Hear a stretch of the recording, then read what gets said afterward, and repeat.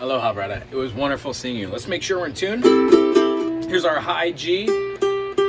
High G is closest to our nose. The C string. Now the C string is going to be the thickest string of all these strings. It's right underneath that G string. Our E string.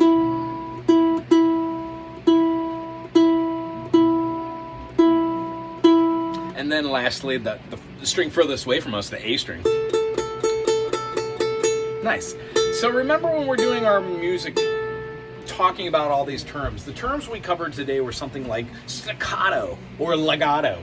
When I explain these terms, I don't mean them to be instantly sink in.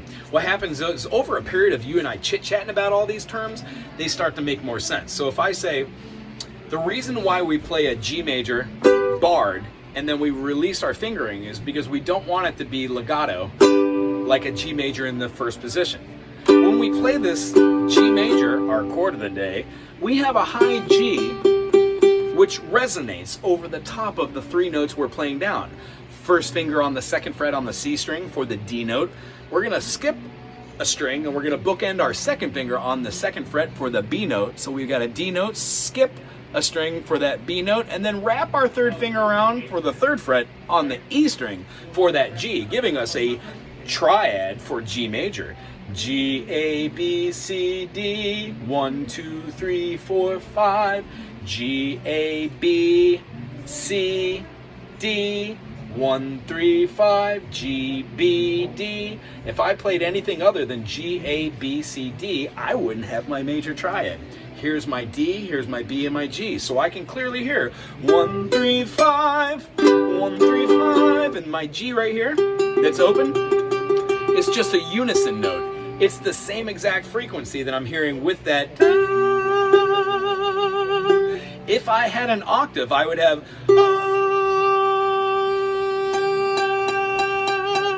It just means that there's one frequency that's hitting a peak and a trough going like this, and then there's another one just as loud as it doing twice the amount of speed, making a higher frequency note. When we get our G major and we play it like this, we can also play it with a bar chord. If we play bar chords and we don't press the fingers down, we get a mute. Kind of like when we put our hands over this and got nothing out of here, right? So that mute is also a musical type of classification. It deals with rhythm and tempo and dynamics. Dynamics are the little caveats we use to give music emphasis, like slides or pull-offs and hammer-ons, or articulated.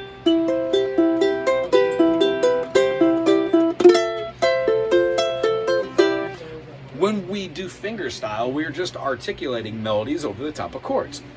So what you and I are going to be doing together is taking our new chord of the day, first finger on the D, second finger on the B, third finger on the G, and doing lesson 2, which is our Spidey exercise. Not our Spidey exercise, that's lesson 1. Our teeter-totter exercises. So do them with me. We're going to start here at the 3-minute and 45-second mark, and we're going to be playing our G major, and then we're going to be teeter-tottering to our second fingering.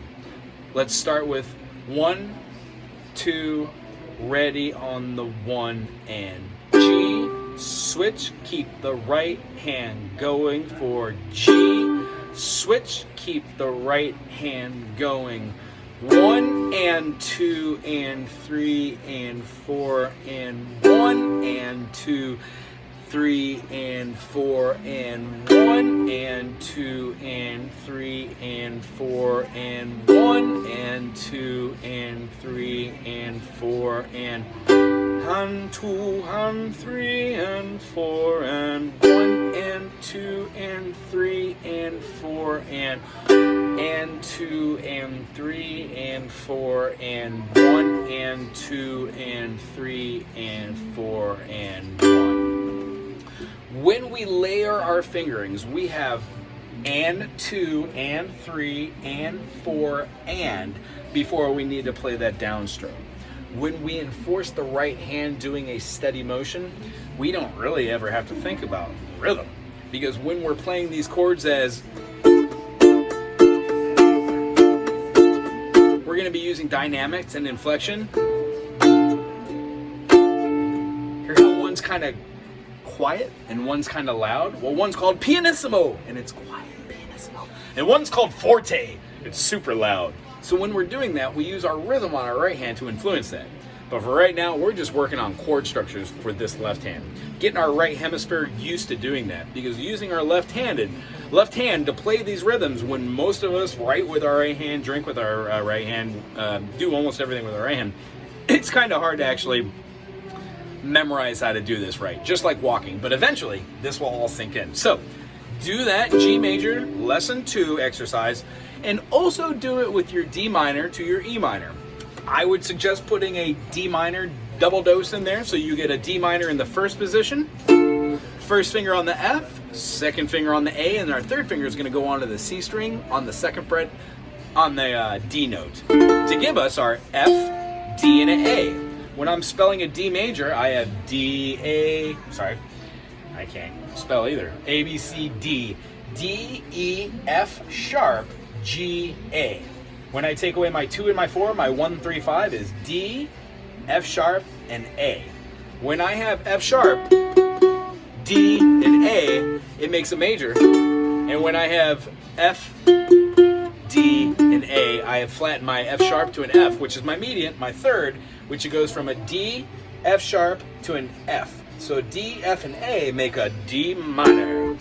With our rhythm exercise, we're going to teeter-totter these fingers to put our second finger here, a third finger, and then bring the pinky on to the fretboard for this, rather than this.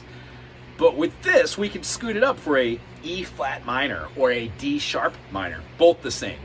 Just like all chords have 2 names.